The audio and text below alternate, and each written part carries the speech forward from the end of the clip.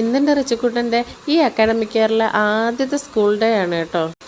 ഇന്നതുകൊണ്ട് പ്രവേശനോത്സവമാണ്. പേരൻസും അപ്പോൾ കൂടെ തന്നെ ഉണ്ടാവണം.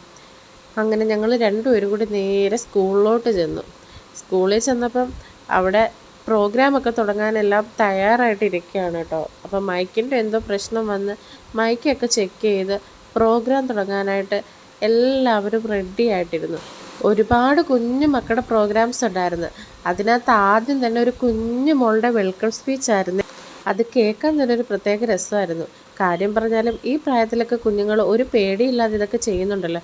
പിന്നെ ഓരോ കുഞ്ഞുങ്ങളുടെ വെൽക്കം ഡാൻസ്, പിന്നെ മറ്റ് പ്രോഗ്രാംസ്, പിന്നെ അവിടുത്തെ പ്രിൻസിപ്പളും ടീച്ചേഴ്സും ഒക്കെ സംസാരിക്കുന്നുണ്ടായിരുന്നു.